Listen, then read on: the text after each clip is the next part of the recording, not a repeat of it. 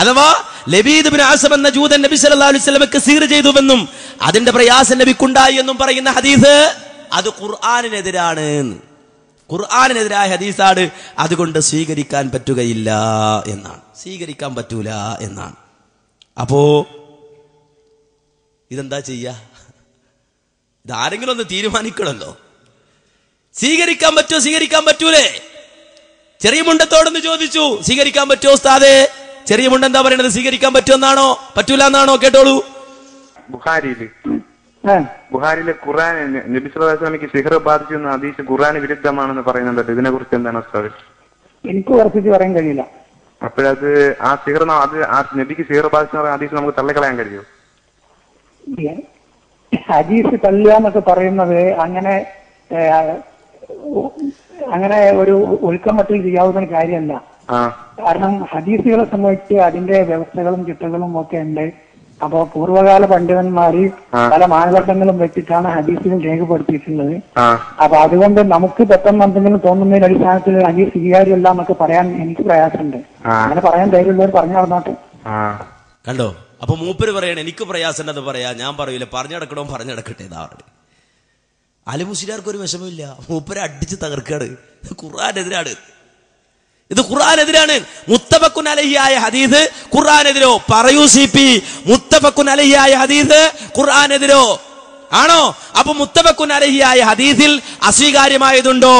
ഉണ്ടെങ്കിൽ, അങ്ങനെ വാദമുണ്ടെങ്കിൽ പറയൂ, ഞങ്ങൾ തയ്യാറാണ്, ഒരുക്കമാണ്. നിങ്ങളുമായി ഈ വിഷയത്തിൽ ഒരു വാദപ്രതിവാദത്തിന് ഞങ്ങൾ തയ്യാറാണ്.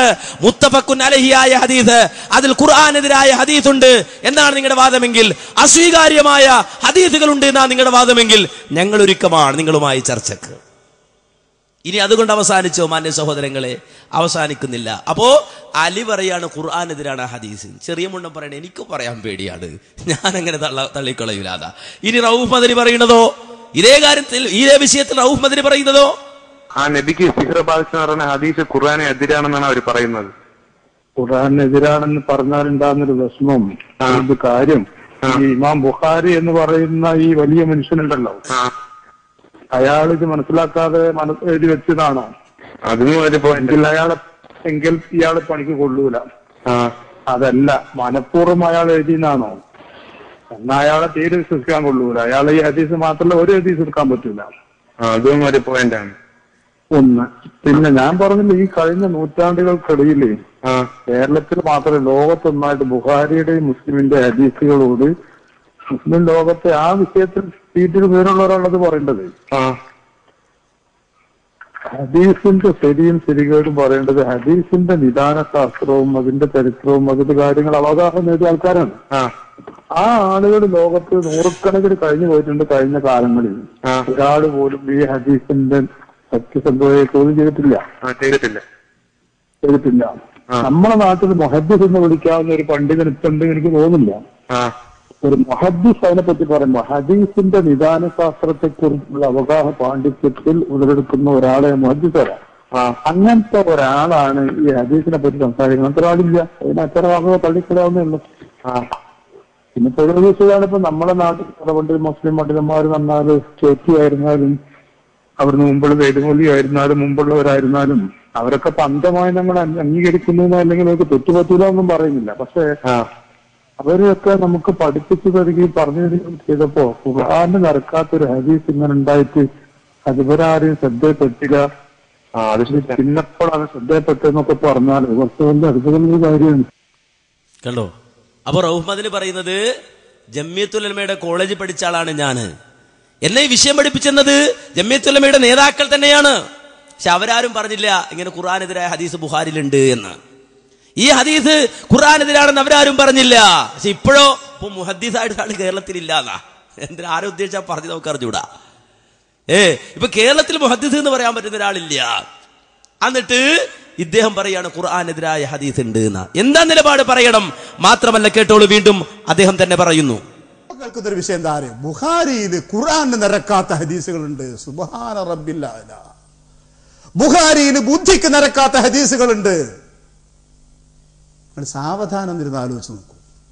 സഹീഹുൽ ബുഖാരി എന്ന് പറയുന്ന ഈ ഗ്രന്ഥത്തിലും മുസ്ലിമിന്റെ ഗ്രന്ഥത്തിലും ഖുർആന് നിരക്കാത്ത ഹദീസുകളും ബുദ്ധിക്ക് നിരക്കാത്ത ഹദീസുകളും ഉണ്ടെങ്കിൽ 3 സാധ്യതകളാണ് അത് വരാനുള്ള സാധ്യത. ഒന്ന്, ഇമാം ബുഖാരി മുസ്ലിമിനെ പോലെ ഒരാളെ പറ്റി പറയാം, രണ്ടും കൂടി പറയാൻ ബുദ്ധിമുട്ടാണ്. ബുഖാരി മനഃപൂർവ്വം ഈ ഹദീസുകൾ അതിൽ ക്രോഡീകരിച്ചു എന്നാ, അല്ലേ? ഇമാം ബുഖാരി അറിഞ്ഞുകൊണ്ട് ബോധത്തോടുകൂടി യുക്തിക്ക് നിരക്കാത്ത ഒരു ഹദീസ്, ഖുർആന് നിരക്കാത്ത ഒരു ഹദീസ് തന്റെ ഗ്രന്ഥത്തിൽ ക്രോഡീകരിച്ചു എന്ന് ഒരു ഹദീസ് ബോധ്യപ്പെട്ടാൽ അയാൾ കള്ളനാണ്, ഉപേക്ഷിക്കപ്പെടേണ്ടവനാ. അയാൾ ഒരൊറ്റ ഹദീസ് സ്വീകരിക്കരുത്, അല്ലേ? അല്ലേ? മനഃപൂർവ്വം ഖുർആന് ധിക്കാരമാകുന്ന, ഖുർആനെതിരാകുന്ന ഒരു വാചകം തന്റെ പുസ്തകത്തിൽ എഴുതി ചേർത്താൽ പിന്നെ ആ പുസ്തകം ചവറ്റുകൊട്ടയില്ല. ആ ഹദീസല്ല, ആ പുസ്തകമേ വലിച്ചെറിയണം. ആ സാധ്യതയില്ല. പിന്നെ അയാൾക്ക് അബദ്ധം പറ്റണം, വിവരമില്ലാഞ്ഞിട്ട് അബദ്ധം പറ്റണം.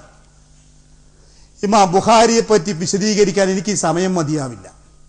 അദ്ദേഹം 23 വർഷക്കാലം ആ ഗ്രന്ഥം സ്വയം പഠിപ്പിച്ചു. ശിഷ്യന്മാരുണ്ടായി, മുഹദ്ദിസുകളായ ശിഷ്യന്മാരാണ് ഉണ്ടായത്. വേറെ പല ഗുരുനാഥന്മാരുടെയും ഹദീസ് പഠിച്ചവരാ ബുഖാരിയിൽ ഇത് പ്രാവീണ്യം നേടാൻ വന്നവര്. ഇവരൊക്കെയും പരിശോധിച്ചിട്ട് പഠിച്ചിട്ട് ഖുർആനെതിരായ ഒരു ഹദീസ് ഒരു കണ്ടില്ല. അല്ലെങ്കിൽ ഈ ഹദീസ് ഖുർആനെതിരാന്ന് അവർക്ക് മനസ്സിലായില്ല, ഈ ഹദീസ് ബുദ്ധിക്ക് നിരക്കാത്തെന്ന് അവർക്ക് മനസ്സിലായില്ല. കഴിഞ്ഞ 14 നൂറ്റാണ്ട് കാലം മുസ്ലിം ലോകത്തെ പണ്ഡിതന്മാർ, അതിൽ മുസ്ലിങ്ങളുടെ അഭിപ്രായ വ്യത്യാസത്തിലെ ഷിയാക്കളെ മാറ്റിവെച്ചാൽ ബാക്കിയുള്ള മുസ്ലിം സമുദായത്തിലെ എല്ലാ പണ്ഡിതന്മാരും ബുഖാരിയുടെ ഹദീസുകളുടെ വിശ്വാസയെ ചോദ്യം ചെയ്യാൻ അംഗീകരിച്ചു. ആക്ഷേപം പറഞ്ഞവർ ബുദ്ധിക്ക് നിരക്കാത്താണ് ആക്ഷേപം പറഞ്ഞില്ല. അവർ പറഞ്ഞ ബുഖാരിയുടെ ചില റിപ്പോർട്ടർമാരെ പറ്റിയാ, അത് അക്കാലത്ത് പറഞ്ഞ മറുപടിയും കൊടുത്തു. ബുഖാരിയുടെ ഏതെങ്കിലും ഒരു ഹദീസ് ബുദ്ധിക്കും ഖുർആനും നിരക്കാത്തതാണെന്ന് ഇക്കാലഘട്ടം വരെ മുസ്ലിം സമുദായത്തില് ഒരു പിഴച്ച കക്ഷികൾ പോലും പറഞ്ഞിട്ടില്ല. എന്താ പറഞ്ഞേ?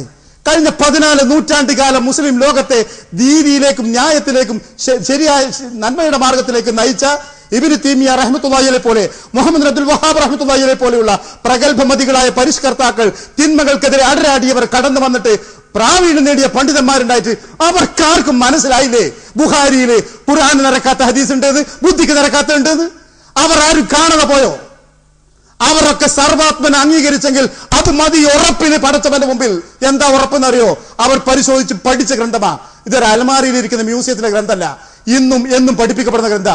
അവരാരും പറഞ്ഞിട്ടില്ല വിശുദ്ധ ഹദീസിന്റെ ബുഖാരിയുടെ ഗ്രന്ഥത്തിൽ ഖുർആന് നിരക്കാത്തതും ഹദീസിന് പിന്നെ ബുദ്ധിക്ക് നിരക്കാത്തതുണ്ട്. ഇപ്പൊ ആർക്കെങ്കിലും അങ്ങനെ തോന്നുന്നുണ്ടെങ്കിൽ അയാൾ സ്വയം ചികിത്സിക്കണം തന്നെ. ആ ബോധമുള്ളവർ അവരെ പറ്റി ചികിത്സിക്കണം. എന്നിട്ട് ആക്ഷേപങ്ങൾ ചൊരിയും മുമ്പേ അവരോടൊരു അപേക്ഷയുണ്ട്. ആ കിതാബ് എടുത്ത് മുന്നിൽ വെച്ച്, ആ കിതാബിൽ നിങ്ങൾ ആക്ഷേപിക്കുന്ന ഹദീസുകൾ എടുത്തു വെച്ചിട്ട് ഈ ഹദീസിന്റെ പരമ്പരയുടെ അവസ്ഥ എന്താണ്, പൂർവികന്മാർ ഈ ഹദീസുകൾക്ക് എന്ത് വിശദീകരണമാണ് നൽകിയത് എന്ന് പഠിക്കാൻ ശ്രമിക്കണം. അത്രയത് പറഞ്ഞു. കണ്ടോ? അപ്പോ വളരെ വ്യക്തമാണ്. ആരാണ് ബുഖാരിയില് ഖുർആനെതിരെയുള്ള ഹദീസിനെന്ന് പ്രസംഗിച്ചടക്കുന്നത്? കേരളത്തിലെ മടവൂരി. ഇതാരാ? ഇതൊരു മടവൂരി. അല്ല, ഇവിടെ ഇല്ല ഈ ജമിയത്തുൽ ഉലമാ സാരല്ല. ഈ ആളുകളൊക്കെ എവിടെ? അല്ല, ഈ CP ഉമർ സുല്ലമി എവിടെയാണ്? അതുപോലെ തന്നെ ഇവരുടെ നേതാക്കന്മാർ എവിടെ? പണ്ഡിതന്മാരെവിടെ? ഈ സമൂഹം എന്ത് വിശ്വസിക്കണം? ഇവിടെയുള്ള ആളുകൾ എന്ത് വിശ്വസിക്കണം? ഇവിടെയുള്ള മടവൂരികൾ എന്ത് വിശ്വസിക്കണം? ഞങ്ങൾക്ക് നിങ്ങൾ വിശ്വാസം പഠിപ്പിക്കണ്ട, ഞങ്ങൾക്ക് വിശ്വാസം പഠിപ്പിക്കണ്ട. ഇവിടെ വന്ന് പ്രസംഗിച്ച ആള് കാര്യമായിട്ട് പറഞ്ഞത് എന്താ? പണ്ട് ഹുസൈൻ മടവൂരിനെ മാരിക്ക് എന്നാണ് ഇവര് പരിചയപ്പെടുത്തിയത്, ഖാരിജും മിനൽ മില്ല എന്നൊക്കെയാ പരിചയപ്പെടുത്തിയത്. അത് പുറത്തു പോയ ആളാണ്, തെറിച്ചു പോയ ആളാണ് എന്നാ പരിചയപ്പെടുത്തിയത്. മാരിക്കിന് മൂപ്പര് അർത്ഥമൊക്കെ പറഞ്ഞിട്ട് പ്രകമ്പനം കൊള്ളിക്കുന്നുണ്ട്. അതെന്ത് തെറ്റുപറ്റിയോ? മാരിഖ് എന്ന് പറഞ്ഞതിൽ തെറ്റുപറ്റിയോ? മാരിഖും മിൻ അഹ്ലുസുന്നത്തി വൽ ജമാഅ, അഹ്ലുസുന്നത്തി വൽ ജമാഅത്തിന്റെ മാർഗത്തിൽ തെറിച്ചു പോയ ആളാണ് എന്ന് പറഞ്ഞതിൽ തെറ്റുപറ്റിയോ? തെറ്റുപറ്റിയിട്ടില്ല. ഞങ്ങൾ ഇപ്പോഴും പറയണം മാരിക്ക് തന്നെയാണ്. അന്ന് ഞങ്ങൾ മാത്രമാണ് പറഞ്ഞതെങ്കിൽ ഇന്ന് ഈ കേരളക്കരയിലുള്ള ലോകത്തുള്ള മുഴുവൻ ആളുകളും പറയുന്നു മാരിക്കാണ്, മുസ്ലിം പൊതുധാരയിൽ നിന്ന് പുറത്തേക്ക് തെറിച്ചു പോയ ആളാണ്. അത് ഇവിടെ വന്നിട്ട് പാവപ്പെട്ട മൂസ സലാഹി, അദ്ദേഹത്തോട് ബഹുമാനമുണ്ട്, സലാഹിയാണ്, ആ ബഹുമാനത്തോട് തന്നെ പറയട്ടെ. അലിയോട് പറയുന്ന പോലെ മൂപ്പരോട് ഞാൻ പറയൂല, ഞാൻ പറയണില്ല. അദ്ദേഹത്തെ ബഹുമാനിച്ചുകൊണ്ട് തന്നെ ഞാൻ പറയട്ടെ. എന്ത് അതിൽ അദ്ദേഹത്തിന് വിഷമിക്കുന്നത്? ലോകം അംഗീകരിച്ചില്ലേ? അന്ന് മുജാഹിദ് പ്രസ്ഥാനം എഴുതിയത് എന്താ? മാരിക്കും മിൻ അഹ്ലുസുന്നത്തി വൽ ജമാഅ, അഹ്ലുസുന്നത്തി വൽ ജമാഅത്തിന്റെ മാർഗത്തിൽ നിന്ന് സരണിയിൽ നിന്ന് തെറിച്ചു പോയ ആളാണ്. തെളിയിച്ചില്ലേ? അതിന്റെ ഒരു ഉദാഹരണമാണിത്. 2, ലോക സമൂഹം അത് അംഗീകരിച്ചില്ലേ? ഇത് എന്റെ കയ്യിലുള്ള കേരളത്തിലിറങ്ങിയ മലയാള പത്രമാണ്.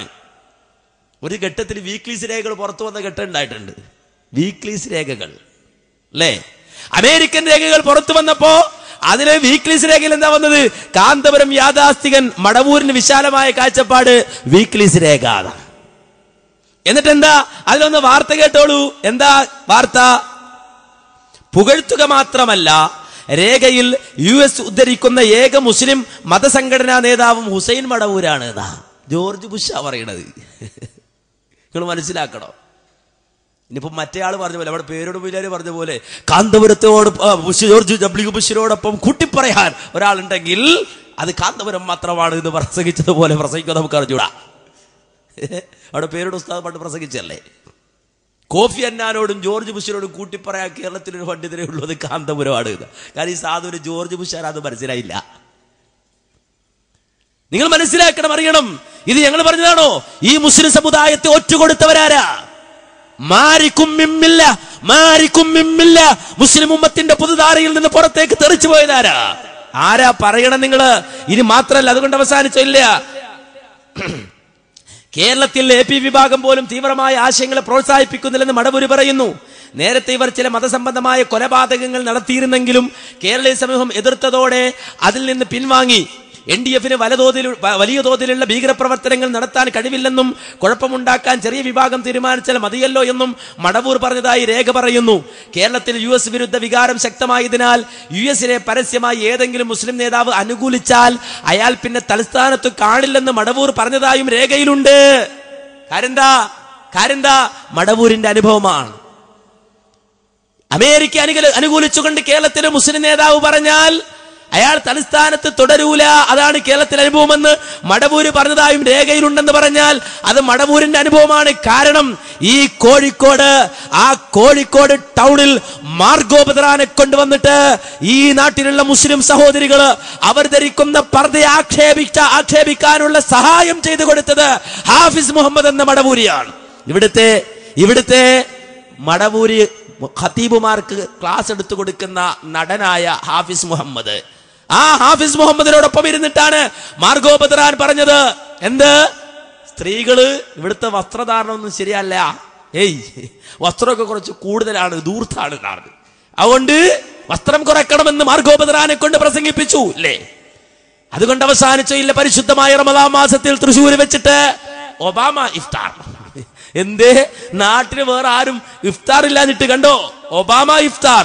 അതിനെ ന്യായീകരിച്ചുകൊണ്ട് അതിനുവേണ്ടി കോൺസുലേറ്റിൽ നിന്ന് വന്ന എഴുത്ത്, അതിനുവേണ്ടിയുള്ള രേഖകള്, അതിനെ ന്യായീകരിച്ചുകൊണ്ടുള്ള ശബാബുകള്, ഇതൊക്കെ ഞങ്ങൾക്ക് വായിക്കാനുണ്ട്. Embassy of the United State of America emblem വെച്ചിട്ട് പുറത്തിറങ്ങിയതാണ്. അപ്പോ ഈ സമുദായത്തെ അമേരിക്കക്ക് ഉറ്റകൊടുത്ത ആള് അല്ലേ? എന്തിനു വേണ്ടിയാണ്? ഒരു യാത്രക്ക് വേണ്ടി അല്ലേ? കേട്ടോളൂ. സെപ്റ്റംബർ 11 ശേഷം ഹുസൈൻ മടവൂർ അമേരിക്കൻ കോൺസുലേറ്റിന്റെ സഹായത്തോടെ US-ൽ സന്ദർശനം നടത്തുകയും പിന്നീട് അമേരിക്കക്ക് അനുകൂലമായി സംസാരിക്കുകയും ചെയ്തിരുന്നു. മാരിക്കും മിനൽ മില്ല എന്ന് ഞങ്ങൾ പറഞ്ഞത് തെറ്റാണോ? പറയൂ മൂസ സലാഹി, പറയൂ CP ഉമർ സുല്ലബി. മാരിക്കും മിനൽ മില്ല, ഈ മില്ലത്തിൽ നിന്ന് പുറത്തേക്ക് തെറിച്ചു പോയ ആളാണ് എന്ന് ഹുസൈൻ മടവൂരിനെ കുറിച്ച് ഞങ്ങൾ പറഞ്ഞത് തെറ്റാണോ? ഇവിടെ അതാ പ്രസംഗിച്ചത്. പ്രസംഗത്തിന്റെ കാമ്പ് തന്നെ അതാ. അത് തിരിച്ചും മറിച്ചും വായിക്കാണ്. ഇത് ഞങ്ങൾ മാത്രമാണോ പറഞ്ഞത്?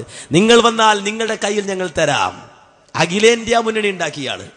കേരളത്തിൽ പിളർത്തിയിട്ട് പോരാഞ്ഞിട്ട് അഹ്ലെ ഹദീസിനെ പിളർത്താൻ പോയിട്ട് അഖിലേന്ത്യാ ഇസ്ലാഹി മൂവ്മെന്റ് ഉണ്ടാക്കിയിട്ട് ആരെ പിടിച്ചത്? അബ്ദുൽ വഹാബ് ഖിൽജി. അയാളെ പ്രസിഡന്റ് ആക്കിയിട്ട് മൂപ്പര് സെക്രട്ടറി. അങ്ങനെ കാര്യം വെച്ചാൽ പണ്ട് ഇവിടെ പ്രശ്നമൊന്നും ഉണ്ടായിരുന്നില്ല. അവനപ്പോ മൂപ്പര് പറഞ്ഞു KP പറഞ്ഞതല്ല, KP പറഞ്ഞ സെക്രട്ടറി അല്ല ഇപ്പോൾ ഉള്ളത്. KP പറഞ്ഞ സെക്രട്ടറി വേറെയാണ്, വസീയത്ത് സെക്രട്ടറി ഉണ്ട്. ആ വസീയത്ത് സെക്രട്ടറി ജീവിച്ചിരിക്കുമ്പോ നിലവിൽ AP സെക്രട്ടറി ആയിട്ടുള്ളത് അത് ലംഘനമാണ്, വസീയത്തിന്റെ ലംഘനമാണ്. അതുകൊണ്ട് വസീയത്ത് സെക്രട്ടറിയെ സെക്രട്ടറി ആക്കണമെന്ന് പറഞ്ഞ് പ്രശ്നമുണ്ടാക്കി ഈ കേരളക്കരയിൽ മുജാഹിദ് പ്രവർത്തകർക്കിടയിൽ ഭിന്നിപ്പ് വിതച്ച ആ ഹുസൈൻ മടവൂര് ഈ മുജാഹിദ് പ്രസ്ഥാനത്തെ രണ്ടായി പിളർത്തിയിട്ട്, രണ്ടായി ഛേദിച്ചിട്ട്, ഈ ആദർശ പ്രസ്ഥാനത്തിന്റെ നെഞ്ചത്ത് കത്തുകുത്തി ഇറക്കിയിട്ട് 80% ഞങ്ങളുടെ കൂടാണെന്ന് പറഞ്ഞിട്ട് ഇറങ്ങിപ്പോകുമ്പോ നിങ്ങൾ മനസ്സിലാക്കേണ്ടതുണ്ട്, 80 പോയിട്ട് 8 പോലും ഉണ്ടായിരുന്നില്ല. പിന്നെ അവസാനം വട്ടായി. ശരിയല്ലേ? അങ്ങനെ അവസാനം താൻ തന്നെ സെക്രട്ടറി, വസീയത്ത് സെക്രട്ടറി, പാവം മൂപ്പരടങ്ങേറായി. കുറച്ചു കാലം അങ്ങനെ മുന്നോട്ട് പോയി. പിന്നീട് അങ്ങനെ ചർച്ചയായി. നമ്മളിങ്ങനെ ചോദിക്കാൻ തുടങ്ങി, മാത്രല്ല ഇനി വസിയത്തിനെ പരിഗണിച്ചില്ല എന്ന് വേണ്ടിയില്ല, അവസാനം മൂപ്പരെ പരിഗണിച്ചപ്പോഴോ മൂപ്പര് ഇവിടുന്ന് നേരെ പോയി അഖിലേന്ത്യാ നേതാവാകാൻ. കാരണം ഈ സെക്രട്ടറിക്ക് മുകളിൽ മറ്റൊരു സെക്രട്ടറി, അഖിലേന്ത്യാ സെക്രട്ടറി ഉണ്ടാകുമ്പോ പിന്നെ കേരള സെക്രട്ടറിക്ക് എന്താ സ്ഥാനം? അഖിലേന്ത്യാ സെക്രട്ടറി തന്നെയല്ലേ വലിയ സെക്രട്ടറി. അങ്ങനെ അഖിലേന്ത്യാ സെക്രട്ടറിയായി, അങ്ങനെ പ്രസിഡന്റോ അബ്ദുൽ വഹാബ് ഖിൽജി പ്രസിഡന്റ് ആയി കഴിഞ്ഞപ്പോ, അവസാനം അഖിലേന്ത്യാ മൂവ്മെന്റ് ഉണ്ടാക്കി കഴിഞ്ഞപ്പോഴാണ് നമ്മുടെ ജമാഅത്തുകാർക്ക് ഒരു പുതിയ പാർട്ടി ഉണ്ടാക്കണം. അങ്ങനെ നേരെ പോയി പാർട്ടി ഉണ്ടാക്കി, വെൽഫെയർ പാർട്ടി ഉണ്ടാക്കി കഴിഞ്ഞപ്പോ വെൽഫെയർ പാർട്ടിയുടെ സ്റ്റേജിൽ നോക്കുമ്പോ അബ്ദുൽ വഹാബ് ഖിൽജി അല്ലേ പോയിരുന്നില്ലേ? കേരളത്തിലെ മാധ്യമ അച്ചുതരത്തിയിലെ ഞങ്ങളുടെ വെൽഫെയർ പാർട്ടിയില് സലഫികളുമുണ്ട്, മുജാഹിദുകളുമുണ്ട്, ഞങ്ങളെല്ലാവരും കൂടി അഖിലേന്ത്യാ തലത്തിൽ ഒന്നിച്ചാണ് എന്ന് അല്ലേ? അഹ്ലെ ഹദീസിന്റെ പണ്ഡിതന്മാർ അതേ വെൽഫെയർ പാർട്ടിയിലുണ്ട് എന്ന് മാധ്യമം അച്ചു നിരത്തി. പക്ഷേ നിങ്ങൾക്കറിയോ അതെ അഹ്ലെ ഹദീസിന്റെ ഔദ്യോഗികമായ ലെറ്റർ ഹെഡിൽ വളരെ വ്യക്തമായി എഴുതി, ഞങ്ങളുമായി ആ പാർട്ടിക്കോ ആ പാർട്ടിയിലെ നേതാക്കന്മാരുമായോ ഞങ്ങൾക്കൊരു ബന്ധവുമില്ല, അവര് അഹ്ലെ ഹദീസിന്റെ ഭാഗവുമല്ല, അവർ അഹ്ലെ ഹദീസിന്റെ ആളുകളുമല്ല എന്ന് അഹ്ലെ ഹദീസിന്റെ സമുന്നതരായ നേതാക്കന്മാർ എഴുതിത്തന്ന, അവർ ലെറ്റർ ഹെഡിൽ എഴുതിത്തന്ന കത്ത് ഇപ്പോൾ ഇവിടെ ഞങ്ങളുടെ കയ്യിലുണ്ട്. മാരിക്കും മിനൽ മില്ല എന്ന് ഞങ്ങൾ പറഞ്ഞതാണോ? തെറിച്ചുപോയി പുറത്തുപോയി എന്ന് ഞങ്ങൾ പറഞ്ഞതാണോ? ഈ ആദർശത്തിൽ പുറത്തുപോയി എന്ന് ഞങ്ങൾ മാത്രം പറഞ്ഞതാണോ? അല്ല, ഞങ്ങൾ പറഞ്ഞു എന്നത് ശരിയാണ്, ഞങ്ങൾ പറഞ്ഞത് ശരിയാണെന്നതും ശരിയാണ്. അത് ശരിയാണെന്നതിന്റെ തെളിവാ പറഞ്ഞത്. ഈ ലോകത്തുള്ള മുഴുവൻ മനുഷ്യരും മനസ്സിലാക്കിയത് ഈ സമുദായത്തെ ഒറ്റുകൊടുക്കാൻ, ഒരു യാത്രക്ക് വേണ്ടി, ഒരു അമേരിക്കയിൽ പോയി ഒന്ന് ചുറ്റാൻ വേണ്ടി, അമേരിക്കയിൽ പോയി ഒന്ന് കറങ്ങാൻ വേണ്ടി മാതാമയെ കൊണ്ടുവന്ന് കോഴിക്കോട്ട് ഇരുത്തിയിട്ട് പ്രസ് ക്ലബിൽ വെച്ചിട്ട് അവരുമായി ഒന്നിരിക്കാനും അവരുമായി സല്ലപിക്കുവാനും വേണ്ടി അവസാനം ഒബാമ ഇഫ്താർ തൃശ്ശൂർ നടത്തുവാൻ വേണ്ടിയിട്ട് അതുവഴി കിട്ടുന്ന അച്ചാരത്തിന് വേണ്ടി ഈ സമുദായത്തെ ഒറ്റുകൊടുത്തത് ഹുസൈൻ മടവൂരാണ് എന്നത് നിങ്ങളിപ്പോ ഞങ്ങളെ കൊണ്ട് പറയിച്ചതല്ലേ? നിങ്ങൾ മാറിക്കെടുത്തത് കൊണ്ടല്ലേ ഞങ്ങൾക്കിത് പറയേണ്ടി വന്നത്? നിങ്ങൾ മാറിക്കെടുത്തത് കൊണ്ടല്ലേ? മാറിക്കാണോ അല്ലേ എന്നുള്ളത് തെളിയിക്കണ്ടേ? അപ്പൊ മാന്യ സഹോദരങ്ങളെ, ആദർശം വെച്ച് ഞങ്ങൾ സമർത്ഥിച്ചു തരാം, അനുഭവം വെച്ചും സമർത്ഥിച്ചു തരാം. ആദർശം വെച്ചും നിങ്ങൾ പുറത്തുപോയി അഹ്ലുസുന്നത്തിന്റെ മാർഗമല്ല. ഇമാം ബുഖാരി മുസ്ലിമും സംയുക്തമായി റിപ്പോർട്ട് ചെയ്യുന്ന ഹദീസ്, അതിൽ ഖുർആനെതിരായ ഹദീസ് ഉണ്ട് എന്നത് ഒരിക്കലും അഹ്ലുസുന്നത്തി വൽ ജമാഅത്തിന്റെ നിലപാടല്ല. ഇനി മാത്രല്ല, ബുഖാരിയിലെ ഹദീസ്, ആ ഹദീസിനെ നിരൂപണം ചെയ്തിട്ട് രസമാണ്. നമ്മുടെ അലി മുസ്ലിയാർ പറയാണ് അത് സ്വീകരിക്കാൻ പറ്റൂല. ഏത് സ്വീകരിക്കാൻ പറ്റൂല? ആ ഹദീസ് സ്വീകരിക്കാൻ പറ്റൂല. കാര്യം അത് മുൽത്തർബാണ്, വൈരുദ്ധ്യമുള്ള ഹദീസാണ്. വൈരുദ്ധ്യം കൊണ്ട് സ്വീകരിക്കാൻ പറ്റില്ല എന്ന് കേട്ടോളൂ അദ്ദേഹം പറയുന്നത്. ആശയപരമായ ഒരുപാട് വൈകല്യങ്ങൾ അതല്ലെങ്കിൽ വൈരുദ്ധ്യങ്ങൾ അതിലുണ്ട്. അതിൽ പ്രധാനപ്പെട്ട ഒരു വൈരുദ്ധ്യം ബുഖാരി തന്നെ റിപ്പോർട്ട് ചെയ്ത ഒരു ഹദീസിൽ പറയുന്നത്, നബിക്ക് സീർ ചെയ്തിട്ടുള്ള ആ വസ്തുക്കളൊക്കെ നബി കിണറ്റിൽ നിന്ന് പുറത്തെടുക്കാൻ കൽപ്പിച്ചു എന്നാണ്. എന്നാൽ നബി തന്നെ മറ്റൊരു ഹദീസിൽ പറഞ്ഞതായി ബുഖാരി റിപ്പോർട്ട് ചെയ്യുന്നത്, അത് ആ കിണറ് കുഴിച്ചു മൂടാൻ പ്രവാചകൻ കൽപ്പിച്ചു എന്ന വൈരുദ്ധ്യമുണ്ട്. അതുപോലെ ഒരുപാട് വൈരുദ്ധ്യങ്ങളുണ്ട്. മുൽത്തറബാണ് ഹദീസ്, മുൽത്തറബല്ല ഹദീസ്. അതിന് ജമ്മ് എന്ന് പറഞ്ഞൊരു സംവിധാനം ഉണ്ട്. അതിന് ഉസൂൽ ഹദീസ് വേറെ പഠിക്കാൻ വന്നോ? ഞങ്ങൾ പഠിപ്പിച്ചു തരാം. അത് ജമ്മ് ചെയ്യും പണ്ഡിതന്മാര്. എന്താ പുറത്തെടുത്തു എന്ന് പറഞ്ഞതും അതുപോലെ കുഴിച്ചുമൂടി എന്ന് പറഞ്ഞതും, നബി സല്ലല്ലാഹു അലൈഹി വസല്ലമക്ക് സിഹർ ചെയ്ത ആള് അയാൾ വെച്ച ആ സിഹറാകുന്ന വസ്തു അത് തുറന്ന് പുറത്താക്കുക, അത് പുറത്തെടുക്കുക. അത് നബി പറഞ്ഞു വേണ്ട, അതുവഴി കുഴപ്പമുണ്ടാവും. കിണറ്റിൽ നിന്ന് ആ വസ്തു പുറത്തെടുത്തു എന്നിട്ട് തിരിച്ചതിൽ വെച്ച് കിണർ മൂടി. അങ്ങനെയാ പണ്ഡിതന്മാരതിനെ ജമ്മ ചെയ്തത്. അതുപോലും പഠിക്കാതെ ഇയാൾ മുൽത്തറബ് എന്ന് പറയുന്നത്, വൈരുദ്ധ്യം എന്ന് പറയുന്നത്. ചിലപ്പോൾ ഇയാൾ പറയും 6 മാസം, പിന്നെയോ അത് പിന്നെ 40 ദിവസം, പിന്നെ ഏതാനും ദിവസങ്ങൾ, അത് വൈരുദ്ധ്യമാണെന്ന് പറഞ്ഞ പ്രസംഗം. ഇതൊക്കെ പണ്ഡിതന്മാർ ജമ്മ ചെയ്തുകൊണ്ട് കൃത്യമായി പഠിപ്പിച്ചെന്ന വിഷയമാണ്. ഇതൊരു പുതിയ വിഷയമല്ല. പക്ഷെ അതിൽ മുൽത്തറബുണ്ട് എന്നാണ് ഇയാൾ പറയുന്നത്. എന്നാലോ റഊഫ് മദനി പറയുന്നത് അങ്ങനെ മുൽത്തറബുണ്ട് എന്ന് പറഞ്ഞാൽ തള്ളാൻ പറ്റുമോ? പറ്റൂല, അങ്ങനൊന്നില്ല, അത് സ്വീകാര്യമാണ്. ഹലോ, അസ്സലാമു അലൈക്കും.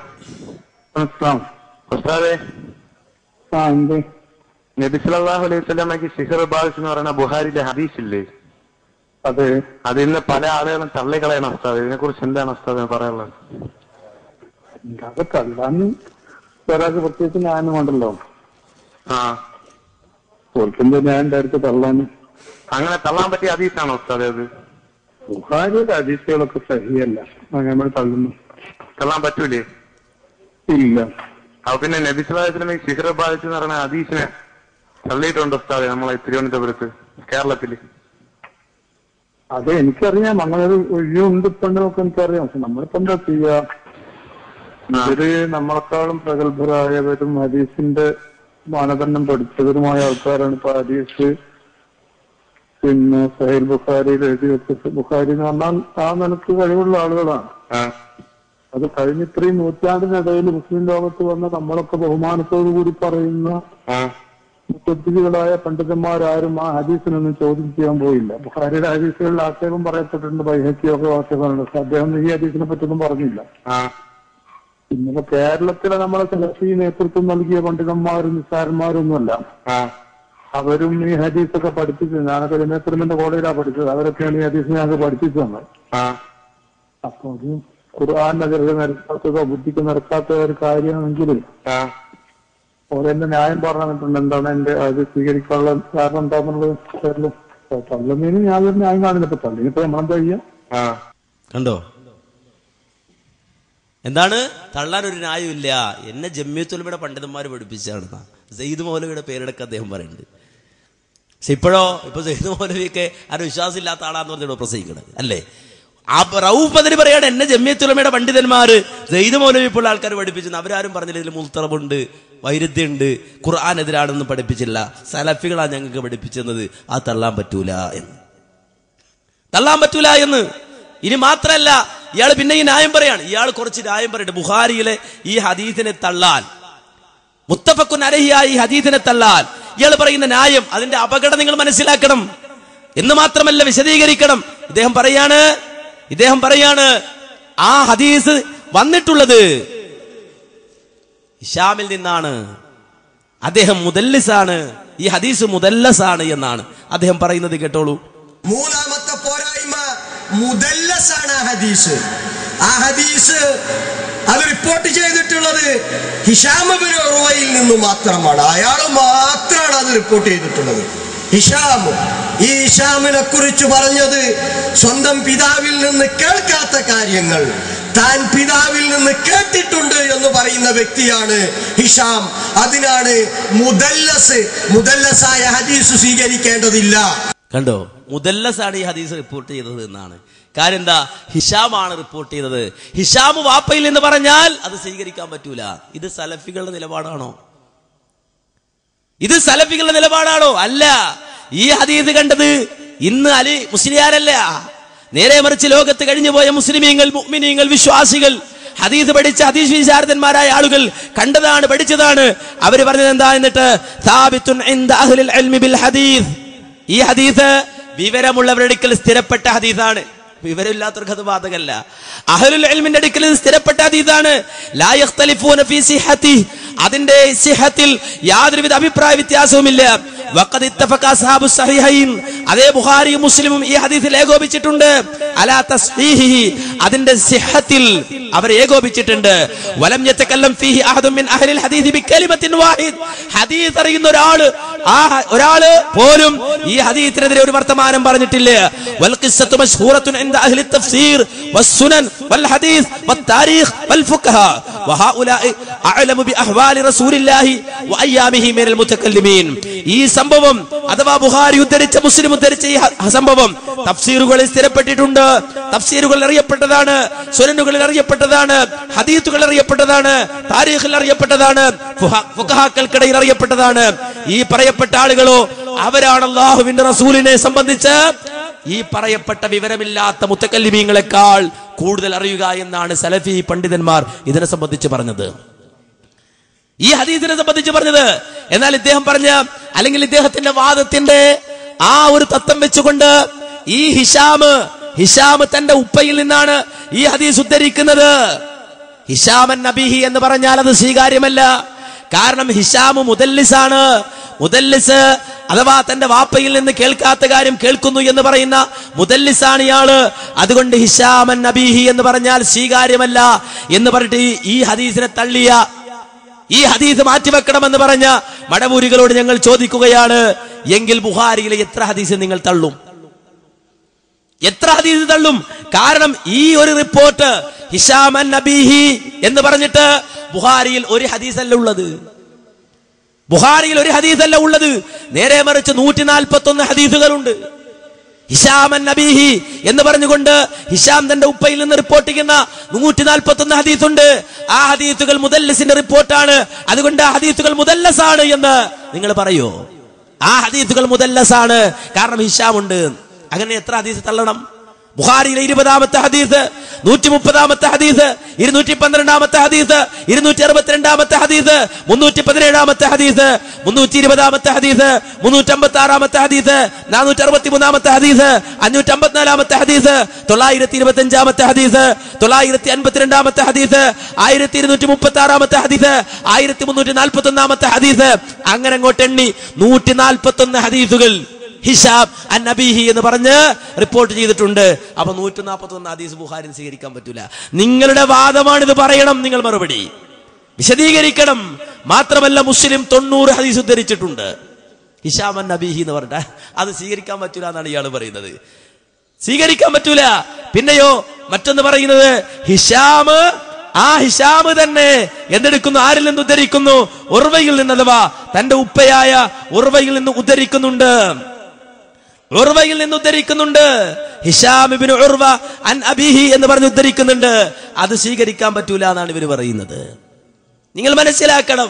എങ്കിൽ ബുഖാരിയിലെ 120 ഹദീസുകൾ അങ്ങനെ റിപ്പോർട്ട് ചെയ്യുന്നുണ്ട്. ബുഖാരിയിലെ 120 ഹദീസുകൾ, മുസ്ലിമിലെ 67 ഹദീസുകൾ.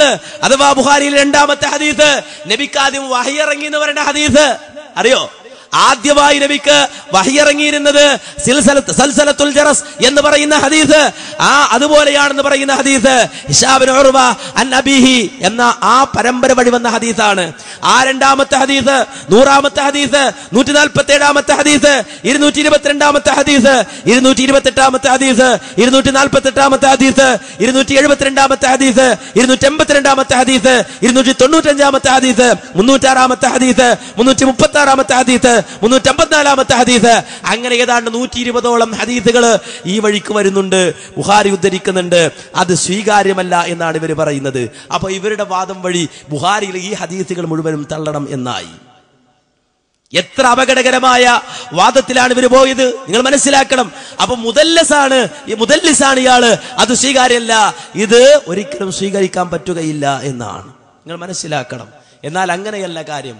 ബുഖാരിയിലെ ഹദീസ് ഈ രൂപത്തിൽ മുദല്ലസിൽ നിന്ന് റിപ്പോർട്ട് ചെയ്തിട്ടുണ്ട് എന്ന് ആരെങ്കിലും വാദിച്ചിട്ട് അതിനെ തള്ളാൻ പറ്റുമോ? പറ്റൂല. അതിന് ശറഹ് മുസ്ലിമിന്റെ മുഖദ്ദിമയൊന്ന് വായിച്ചു നോക്ക്. ഇമാം നവവി ശറഹ് മുസ്ലിമിന്റെ മുഖദ്ദിമയിൽ അതിന് ന്യായാന്യായങ്ങൾ എഴുതിയിട്ടുണ്ട്. ഹിശാമിൽ നിന്ന് റിപ്പോർട്ട് ചെയ്യുന്ന ഹദീസ്, അദ്ദേഹത്തിൽ തദ്ലീസ് പറയപ്പെടുമ്പോ അദ്ദേഹത്തിന്റെ ഹദീസ് എങ്ങനെയാ സ്വീകരിക്കുന്നത് എന്നതിന്റെ ന്യായം ശറഹ് മുസ്ലിമിന്റെ മുഖദ്ദിമയിൽ വളരെ വ്യക്തമായി പറയുന്നുണ്ട്. ഇതൊന്നും പഠിക്കാതെയാണ് ഇവർ പറയുന്നത്. എന്നാൽ റഊഫ് മദനി അവിടെയും ഗണ്ണിക്കുകയാണ് ഇദ്ദേഹത്തെ. കേട്ടോളൂ. മറ്റൊരു കാര്യമായി പറഞ്ഞു, എന്തായിരുന്നാലും ശരി, ഇമാം ബുഖാരി എന്നൊക്കെ പറഞ്ഞ ഒരാളല്ലേ, അബദ്ധം പറ്റിക്കൂടെ എന്നൊക്കെയാണ്. ഇമാം ബുഖാരി ഒരാളാണ്. 16 വർഷത്തെ ത്യാഗത്തിന് ശേഷം ഓരോ ഹദീസും പകർത്തി എഴുതും മുമ്പേ 2 റക്അത്ത് നമസ്കരിച്ച് പടച്ചവരോട് ദ്വാരന്നിട്ടാ ഞാൻ ഈ പണിയെടുത്തതെന്ന് പറഞ്ഞു അദ്ദേഹം. നമുക്ക് വിശ്വസിക്കാൻ പറ്റില്ല. പടച്ചവൻ അറിയാം ഇത് സംരക്ഷിക്കപ്പെടണം ഈ കിതാബ് എന്ന്. അതുകൊണ്ട് പടച്ച തമ്പുരാൻ അതിന് വേണ്ട ആളുകളെ കാലാകാലങ്ങൾ നിയോഗിച്ചു എന്ന അതിന് വ്യാഖ്യാനം. അല്ല, അതൊരു വിശദീകരണം നൽകാൻ പറ്റില്ല. അത്ര ത്യാഗമാണ് അവർ ചെയ്തത്. എന്നിട്ട് അദ്ദേഹം ഈ ഹദീസിന്റെ ഗ്രന്ഥം ക്രോഡീകരിച്ചിട്ട് തൊക്കിയിൽ വെച്ചിട്ട് പ്രസ് കൊണ്ടേ കൊടുക്കുകയല്ല ചെയ്തത്. അന്ന് ജീവിച്ചിരിക്കുന്ന ഹദീസ് പണ്ഡിതന്മാരുടെ സദസ്സിൽ പോയിട്ട് ഈ ഹദീസുകൾ മുഴുവൻ കാണാണ്ട് പറഞ്ഞു കൊടുത്തു, ചൊല്ലിക്കൊടുത്തു. അവരുടെ അഭിപ്രായം ചോദിച്ചു. ഞാനിത് ആളുകൾക്ക് പറഞ്ഞോട്ടെ, ഇതൊക്കെ ശരി തന്നെയല്ലേ? ആരാ അന്നത്തെ ഹദീസ് പഠിച്ച പ്രാവീണ്യനറിയോ? ഇമാം അഹ്മദ് ബിൻ ഹംബൽ, ഇമാം യഹ്യ ബിൻ മുഈൻ, ഇമാം അലി ബിൻ മദീനി റഹ്മത്തുള്ളാഹി അലൈഹിം. ഇവരൊക്കെ ഹദീസിനെ സംരക്ഷിച്ച പകർപ്പതികളാ. നാം കാണുന്നതിനേക്കാളേറെ വലിപ്പമുള്ള, സങ്കല്പിക്കുന്നതിനേക്കാളേറെ വലിപ്പമുള്ള ജീനിയസുകൾ. ആ 3, 4 അങ്ങനെയുള്ള ആളുകൾക്കിൽ പോയി പറഞ്ഞു കൊടുത്തു, ഞാനിത് അവർ ഹദീസിന്റെ കിതാബ് ക്രോഡീകരിച്ചു, എന്നെ കൊണ്ടാവുന്ന വിധം സൂക്ഷ്മമായ നിബന്ധനകൾ വെച്ചുകൊണ്ട് വിശ്വാസയോഗ്യമെന്ന് ഉറപ്പുള്ളവ മാത്രമേ ഞാൻ സ്വീകരിച്ചുള്ളൂ, ഞാൻ എഴുതിയിട്ടുള്ളൂ. വിശ്വാസയോഗ്യമാണെന്ന് ഉറപ്പുള്ള പലതും ഞാൻ ചേർത്തിട്ടില്ല, വലുപ്പം അത് പിന്നീടുള്ളവർ ചെയ്യട്ടെ എന്ന് വിചാരിച്ച് മാറ്റിവെച്ചു. അത്യാവശ്യമുള്ളവ മാത്രം ഞാൻ ചെയ്തു വെച്ചു, നിങ്ങളിത് പരിശോധിക്കണമെന്ന് പറഞ്ഞു കൊടുത്തു. അവർ എഴുതരുത്, മാറ്റിയേക്കൂ എന്നോ സംശയം പ്രകടിപ്പിച്ച ഇമാം ബുഖാരി മാറ്റി. മനസ്സിലായെങ്കിൽ ഇമാം ബുഖാരി വ്യക്തിയാണെങ്കിലും തനിച്ചല്ല, ഒരു ടീം വർക്കാണത്. ഒരു ടീം വർക്ക്, ഒരു കൂട്ടം ആളുകളുടെ അംഗീകാരത്തോടു കൂടിയാണ് സംഭവിച്ചത്. കണ്ടോ? അപ്പൊ ഈ കൂട്ടം പണ്ഡിതന്മാർക്കൊന്നും ഇയാൾ മുദല്ലിസാന്ന് മനസ്സിലായില്ല. അവരെഴുതിയ കിതാബുണ്ടല്ലോ, ഈ പറയപ്പെട്ട ആളുകള് അവരെഴുതിയ കിതാബ് നേർക്ക് നേരെ വായിക്കാൻ അറിയാത്ത അലി മുസ്ലിം പറയാറ് അത് മുദല്ലിസാണ്, സ്വീകരിക്കാൻ പറ്റൂല. ഈ നിയമം എഴുതി വെച്ച പണ്ഡിതന്മാർ എഴുതിയ കിതാബ് വായിക്കാൻ അറിയാത്തവൻ പറയാണ് അത് മുൽത്തബാണ്, അതിൽ വൈരുദ്ധ്യമുണ്ട് എന്ന്. ഇനി മാത്രല്ല പുതിയൊരു കണ്ടുപിടുത്തം. പുതിയ കണ്ടുപിടുത്തം എന്താ? ബുഖാരിയിലെ ഹദീസാണ് മുഹമ്മദ് നബി സല്ലല്ലാഹു അലൈഹി വസല്ലമക്ക് ലബീദ് ബിൻ അസ്സം എന്ന ജൂതൻ സിഹ്ർ ചെയ്തു എന്നത്. അത് ബുഖാരിയിലെ ഹദീസാണ്. അപ്പൊ അതിനെ തള്ളാൻ വേണ്ടിയിട്ട് ഇയാളൊരു പുതിയ കണ്ടുപിടുത്തം, നടപൂരികൾ നടത്തിയ പുതിയ കണ്ടുപിടുത്തം. എന്താ പുതിയ കണ്ടുപിടുത്തം എന്നറിയോ? അദ്ദേഹം പറയാണ് ഈ അസ്സം എന്ന് പറയുന്ന ആള് ജീവിച്ചിരുന്നിട്ടില്ല. നിങ്ങൾ ആലോചിച്ച് നോക്കട്ടെ, ഈ അസ്സം എന്ന് പറയുന്ന ആള് ജീവിച്ചിരുന്നിട്ടില്ല എന്നാ പറയും. കേട്ടോളൂ, അലി പ്രസംഗിക്കുകയാണ്, പുതിയ സീഡിയാണ്. ഇനിയും ഒരുപാട് വൈരുദ്ധ്യങ്ങളുണ്ട് അതിൽ. ബനൂ സുറൈഖ് എന്ന് പറയുന്ന ജൂതഗോത്രത്തിലെ ലബീദ് ബിൻ അസ്സം എന്ന് പറയുന്ന വ്യക്തി പ്രവാചകൻ സിഹ്ർ ചെയ്തു എന്നാണ് പറയപ്പെടുന്നത് ഹദീസിൽ. എന്നാൽ അറബികളുടെ ചരിത്രം വായിച്ചു നോക്കിയാൽ ആ കാലഘട്ടത്തിൽ അസ്സം എന്ന് പറയുന്ന ഒരു വ്യക്തി ജീവിച്ചിരുന്നിട്ടില്ല. എന്നിട്ടല്ലേ അസ്സമിന് ലബീദ് എന്ന് പറഞ്ഞ മകനാവുന്നത്. കണ്ടോ? ആസം എന്ന് പറഞ്ഞ ആൾ ജീവിച്ചിരുന്നിട്ടില്ല. അത് ആരാ പറഞ്ഞ? അലി പ്രസ്താവിക്കാണേ. പറയണം CP, ആസം എന്ന് പറയുന്ന ആൾ ലോകത്ത് ജീവിച്ചിരുന്നോ? പറയണം. വിവരമുള്ളവര് പറയണ്ടേ? വിവരക്കേട് അന്തഗമ്യമുള്ളവരെന്ന് പറയില്ലേ? അത് പോട്ടെ, മൂസസലായി ആകാൻ പാടില്ലല്ലോ. മൂസസലായി പറയണ്ടേ? ആസം ജീവിച്ചിരുന്നോ? ആസം എന്ന് പറഞ്ഞ ആൾ ജീവിച്ചിരുന്നിട്ടുണ്ടോ? പറയണം CP. ബുഖാരിയിലെ ഹദീസിലാണ് നിങ്ങൾ ആസമിനെ ഇല്ലാതാക്കിയത്. ബുഖാരിയിലെ ഹദീസിലാണ് നിങ്ങൾ ആസമിനെ ഇല്ലാതാക്കി എന്ന് വെച്ചാൽ ഇവർക്ക് വിശ്വാസം പോലും പഠിച്ചിട്ടില്ല എന്നർത്ഥോ. ഇവർക്ക് ഇവർ അഖീദ പഠിച്ചിട്ടില്ല, ഇവർ ഈമാൻകാര്യം പഠിച്ചിട്ടില്ല. ഈമാൻകാര്യം പഠിച്ചാൽ ആസമിനെ പഠിക്കും, സംശയമില്ല. ഈമാൻകാര്യം പഠിച്ചിട്ടില്ല. കാര്യം എന്താ? ഇമാം ഇബ്നു കസീർ തന്റെ അൽ ബിദായത്തു വന്നിഹായ ഒരു സംഭവം പറയാണ്. ആ സംഭവത്തെ ഉദ്ധരിക്കാണ്. ബുഖാരി ഫീ കിതാബ് അഫ്ആലിൽ ഇബാദ് وابن أبي حاتم في كتاب السنة وغير واحد ممن صنف في كتب السنة أن خالد بن عبد الله القصري അഥവാ ഇമാം ബുഖാരി, ആ ബുഖാരി തന്റെ അഫ്ആലുൽ ഇബാദ് എന്ന ഗ്രന്ഥം അതിലും, അതുപോലെ തന്നെ അബൂ ഹാത്തിം തന്റെ കിതാബു സുന്നയിലും, അതല്ലാത്ത സുന്നത്ത് അതിന്റെ ഗ്രന്ഥങ്ങൾ എഴുതിയ അനവധി പണ്ഡിതന്മാരും ഉദ്ധരിച്ചൊരു സംഭവമുണ്ട്. എന്താണ്? ഖാലിദ് ഇബ്നു അബ്ദുല്ല അൽ ഖസ്രി എന്ന് പറയുന്ന ഒരു ഭരണാധികാരി, അദ്ദേഹം ഒരിക്കൽ മിമ്പറിൽ കയറി. എപ്പോഴാ മിമ്പറിൽ കയറിയത്? ഒരു പെരുന്നാളിന്റെ ഖുതുബ നിർവഹിക്കാനാണ്, വലിയ പെരുന്നാളിന്റെ ഖുതുബ നിർവഹിക്കാനാണ്. എന്നിട്ട് ആ ഈദുൽ അദ്ഹയിൽ അദ്ദേഹം ജനങ്ങളോട് ഖുതുബ നടത്തി. എന്നിട്ട് ഖാല, ആ ഭരണാധികാരി പറഞ്ഞു, അയ്യുഹന്നാസ്, ജനങ്ങളെ, ലഹൂ, നിങ്ങൾ ഉദ്ഹിയത്ത് അറുക്ക്, തഖബ്ബലല്ലാഹു ലഹായാകും, നിങ്ങളുടെ ഉദ്ഹിയത്ത് അല്ലാഹു സ്വീകരിക്കട്ടെ. ഫഇന്നി മുലഹ്, ഞാനും ഇന്ന് ഉദ്ഹിയത്ത് അറുക്കാൻ പോവുകയാണ്. പക്ഷേ ഞാൻ ഉദ്ഹിയത്ത് അറുക്കുന്നത് ബിൽ ജഅദ് ബിൻ ദിർഹമിനെയാണ് ഞാൻ ഇന്ന് ഉദ്ഹിയത്ത് അറുക്കാൻ പോകുന്നത്. ജഅദ് ബിൻ ദിർഹമിനെയാണ് ഞാൻ ഉദ്ഹിയത്ത് അറുക്കാൻ പോകുന്നത്. ഇന്നഹു സഅമ അന്നല്ലാഹ ലം യത്തഖിദ് ഇബ്രാഹിമ ഖലീല. അയാൾ ഇതുപോലെയല്ലേ വായിത്തോന്നി പറയും. ഈ ജഅദ് ബിൻ ദിർഹം എന്ന് പറയുന്ന ആള് തൊള്ളത്തോന്നി വിളിച്ചു പറഞ്ഞ ആളാണ്. അയാൾ പറയുന്നു അല്ലാഹു ഇബ്രാഹിം നബിയെ ഖലീലായി സ്വീകരിച്ചിട്ടില്ല എന്ന്. വലം യുകല്ലിം മൂസാ തക്ലീമാ, അല്ലാഹു മൂസാ നബിയോട് സംസാരിച്ചിട്ടില്ല എന്നാണ് അവൻ പറയുന്നത്. അമ്മാ യഖൂൽ ജഅദ് ബിൻ ദിർഹം ഉലുവൻ കബീറാ, ആ ജഅദ് ബിൻ ദിർഹം എന്ന് പറയുന്ന ആള് അങ്ങേറ്റം അതിര് വിട്ടുപോയിരിക്കുന്നു. അതുകൊണ്ട് ഞാൻ അവനെ ഉദ്ഹിയത്തെറുക്കാൻ പോകുന്നത് എന്ന് പറഞ്ഞിട്ട് ആ ഭരണാധികാരി സുമ്മ നസല ഫദബഹു ഫീ അസ്ലിൽ മിമ്പർ, ജഅദ് ബിൻ ദിർഹമിനെ പിടിച്ചിട്ട് അങ്ങോട്ട് അറുത്തുന്ന ഇത് ഇബ്നു കസീർ പറയാ. കാരണം അയാൾ അതിര് വിട്ടു